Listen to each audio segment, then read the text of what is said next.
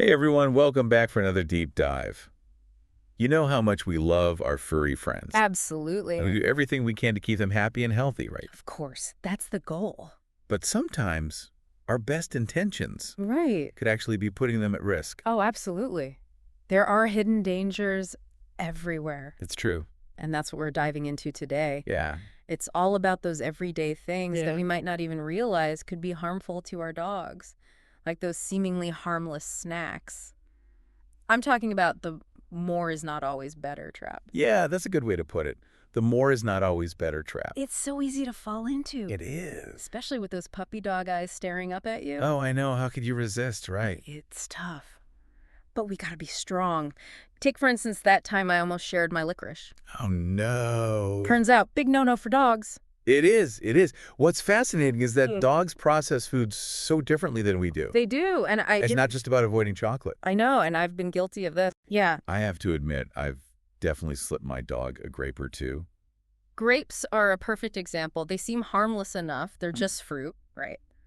But even a small amount can cause some serious kidney problems in dogs. Wow. And it's not just grapes. We've got onions, garlic, even that leftover rawhide bone can be bad news. See, now the rawhide thing, that's news to me. Really? I thought rawhide was like, a dog treat staple. You would think so, right? It's marketed that way. Right, exactly. But did you know that rawhide can actually swell up inside a dog's stomach? Oh, no. It can become a choking hazard, lead to blockages. It's just not worth the risk. That's a really good point because I think we often, as dog owners, we kind of assume that if it's marketed towards dogs or if it's sold as a dog product, Yes. it should be fine. It's that assumption, right? Yeah. And that's where we get into trouble. So really important point there. It's not just about, the obvious things. Yeah. Speaking of things we think are fine, my dog, I swear, is magnetically attracted to cleaning products. It's like they're drawn to the things they shouldn't be, isn't it? I know. You tune your back for a second, they're right there. Right by the cabinet you didn't quite shut properly. Exactly. It's like a sixth sense. They have a nose for it, that's for sure. But on a serious note, those common household cleaners that we all have, Right under the sink, yeah. yeah, even the ones that smell so lemony fresh to us, those can be incredibly toxic to dogs. Okay, so not just the bleach and the, obvious thing. Yeah, not at all. Bleach, alcohol, those are obvious, right? But even some essential oils that we might use for aromatherapy, certain plants, they can cause serious problems for our furry friends. See, that's what I mean about those hidden dangers, right? You think you're doing good, keeping your house clean and fresh, and then... And then, you end up with a trip to the vet.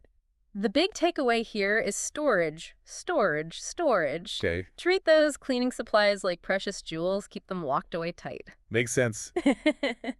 It's like, we baby-proof for our kids, but we really need to be fur baby-proofing. Exactly. Same concept, different kind of baby. Exactly. Now, bath time, always an adventure at my house. Right. Are we talking hidden dangers in the shampoo aisle, too? Oh, absolutely. It's so tempting just to use our own shampoo, right? We're in a pinch, it's right there. Yeah, or you think, oh, it smells so good. I know, right? It smells so good, it's fine. But remember how we talked about dogs processing things differently? Yeah. Well, their skin pH is totally different from ours. Human shampoo can really disrupt that delicate balance, Interesting. leading to dryness, irritation, even setting the stage for some nasty skin infections. Oh, wow, I had no idea. Okay, so dog shampoo it is. Dog shampoo it is. Got it. Mhm. Now, while we're on the topic of bath time, Hmm. I love a good, vigorous towel dry. I'm really getting in there, fluffing, rubbing. Yeah. Is that a no-no as well? I hate to be the bearer of bad news, but those enthusiastic rubs, especially when their skin is already a bit sensitive from the bath, it can be too much. Yeah. Think about it. We get rubbed like that after a shower. It doesn't feel so great. Same with the hot setting on the hairdryer. Stick to a gentle touch and warm temperatures. Okay, so like spa day, Exactly. Spa day, not wind tunnel. not wind tunnel. Noted, noted. Switching gears here a little bit. Mhm. I know exercise is important. We all know this, right? We do. But sometimes life gets in the way. You get busy. It's raining. It happens. Can you just remind us why it's so crucial, even on those days when we'd rather cuddle on the couch? Absolutely. It's so easy to underestimate the power of a good walk. And we often think about the physical health, which is huge, right? But exercise for dogs, it's like a mental reset for them. Interesting. It's how they explore the world, they engage their senses, stave off boredom. And a bored dog, Oh, that's a recipe for disaster. it is. Tell me about it. chewed furniture, you name it. Exactly. So exercise, not just about physical health, it's about their mental well-being too. It's all connected, right? A happy dog is a well-exercised dog most of the time. There you go.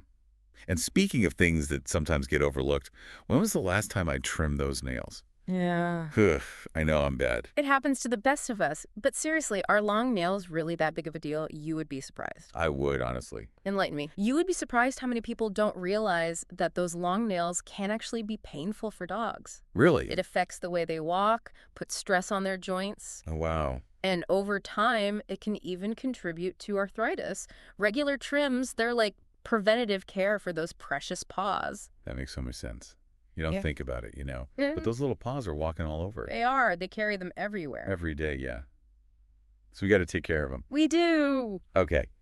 Last but not least on our deep dive of hidden dangers. Let's do it. Toys. We all love spoiling our pups with a mountain of toys. The best part of the pet store, right? I know, it's like aisles and aisles of... So many choices. I know. But what kind of dangers could be lurking there?